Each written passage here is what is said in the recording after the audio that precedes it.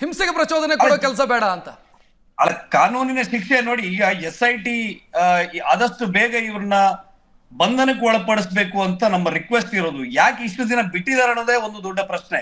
ಈಗ ಅವರು ಚಿನ್ನಯ್ಯಂಗೆ ಬೇಲಿಗೆ ಹಾಕೊಂಡಿದ್ದಾರೆ ಒಂದು ಕಡೆ, ಇನ್ನೊಂದು ಕಡೆ ಪ್ರಕರಣದ ರದ್ದತಿಗೆ ಹೋಗಿದ್ದಾರೆ, ಅದು ಸ್ಕ್ವಾಶ್ ಮಾಡ್ಬೇಕಂತ ಹೊರಟಿದ್ದಾರೆ. ಏನಾದ್ರು ಆಯ್ತು ಅಂತ ಹೇಳಿದ್ರೆ ಏನು ಉಪಯೋಗ? ಇನ್ನೇನು ಇವ್ರ ಮೇಲೆ ಕಾನೂನು ಕ್ರಮ ತಗೊಳಕಾಗತ್ತೆ? ಈಗ ವಸಂತ್ ಗಿಳಿಯಾರ್ ಅವರ ತಮ್ಮ ಗಮನಕ್ಕೆ ಬಂತು ಅಂತ ನಾನು ಭಾವಿಸ್ತೀನಿ. ಈಗ ಇದೇ ಬುರುಡೆ ಗ್ಯಾಂಗ್ನ ಸಮರ್ಥಕರು ಸೋಷಿಯಲ್ ಮೀಡಿಯಾದಲ್ಲಿ ಹೇಳ್ತಾ ಇರುವಂತ ಕತೆ, ಅದು ಯಾವುದೋ ಬೇರೆ ಕೇಸನ್ನು ಸ್ಕ್ವಾಶ್ ಕೇಳಿದ್ದಾರೆ, ಇದಲ್ಲ ಅಂತ ಹೇಳ್ತಾರೆ. ಯಾಕೆ ಈ ರೀತಿ ದಿಕ್ಕು ತಪ್ಪಿಸ್ತಾರೆ? ಹೇಗೆ ಈ ರೀತಿ ದಿಕ್ಕು ತಪ್ಪಿಸ್ತಾರೆ? ಮತ್ತೆ ಇವರು ಹೇಳಿದ ಸುಳ್ಳುಗಳನ್ನೆಲ್ಲ ನಂಬ್ತಾರಲ್ವಾ? ಅವ್ರಿಗೆ ಏನ್ ಹೇಳ್ತೀರಿ ವಸಂತ್? ಸರ್, 12 ವರ್ಷಗಳಿಂದಲೂ ಕೂಡ ಇವರು ಇದೇ ರೀತಿ ದಾರಿ ತಪ್ಪಿಸುವ ಹೇಳಿಕೆಗಳನ್ನ ಕೊಡ್ತಲೇ ಬಂದವರು, ಬರೀ ಸುಳ್ಳುಗಳನ್ನ ಹೇಳಿದವರು. ಇವರು ಹೇಳಿದ ಎಲ್ಲಾ ಸುಳ್ಳುಗಳನ್ನ ನಾವು ಜನರ ಮುಂದೆ ಬಯಲಿಗಿಟ್ಟಾಗ್ಲೂ ಕೂಡ ಅವರನ್ನ ಅನುಮೋದಿಸುವ, ಅವರದ್ದೇ ಸರಿ ಅಂತ ಹೇಳುವಂತ ಒಂದು ದೊಡ್ಡ ಒಂದು ವರ್ಗ ಇದೆ. ಲಂಕೇಶ್ ಒಂದು ಮಾತನ್ನ ಹೇಳ್ತಾ ಇದ್ರು, ರಿಪೇರಿ ಆಗೋದನ್ನ ಮಾತ್ರ ಗ್ಯಾರೇಜಿಗೆ ತಗೊಂಡು ಹೋಗೋದು, ರಿಪೇರಿ ಆಗದೆ ಇರೋದನ್ನ ಗುಜರಿ ಅಂಗಡಿಗೆ ಅಂತ ಹೇಳಿ. ಈ ಗುಜರಿ ಗಿರಾಕಿಗಳು ಒಂದಷ್ಟು ಅವ್ರ ಹಿಂದಿದ್ದಾರೆ.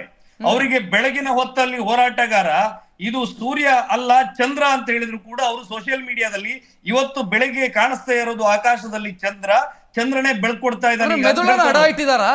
ವಸಂತ್ ಗಿಳಿಯಾರ್ ಅವರೇ, ಮೆದುಳನ್ನ ತೊಳಸ್ಕೊಂಡ್ಬಿಟ್ಟಿದ್ದಾರೆ, ಬ್ರೈನ್ ವಾಶ್ ಆಗಿದೆ. ಅವರು ತಲೆಯಲ್ಲಿ ಮಿದುಳೆ ಇಲ್ಲ, ಬುರುಡೆ ಮಾತ್ರ ಇರೋದು. ಹಂಗಾಗಿ ಅವ್ರು ಹಿಡ್ಕೊಂಡಿರೋದು ಬುರುಡೆ ಸಬ್ಜೆಕ್ಟ್ ಅನ್ನ. ಇದು ಬಹಳ ನಾನು ವಿಷಾದದಿಂದ ಹೇಳ್ತಾ ಇದ್ದೀನಿ ರಕ್ಷತ್ ಅವರೇ.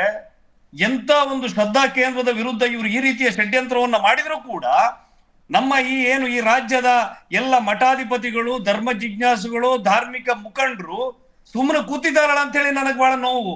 ಅಲ್ಲೆಲ್ಲೋ ಒಬ್ರೋ ಇಬ್ರು ಧರ್ಮಸ್ಥಳಕ್ಕೆ ಹೋಗಿ ಕಾವಂದರನ್ನ ಭೇಟಿ ಮಾಡಿ ಬರ್ತಾ ಇದ್ರು ಬಿಟ್ರೆ, ಇವರು ಮೀಡಿಯಾದ ಮುಂದೆ ಯಾವ ರೀತಿಯ ಒಂದು ಖಂಡನ ಹೇಳಿಕೆಯನ್ನು ಕೂಡ ಇವತ್ತಿನ ತನಕ ದಾಖಲು ಮಾಡಲಿಲ್ಲ.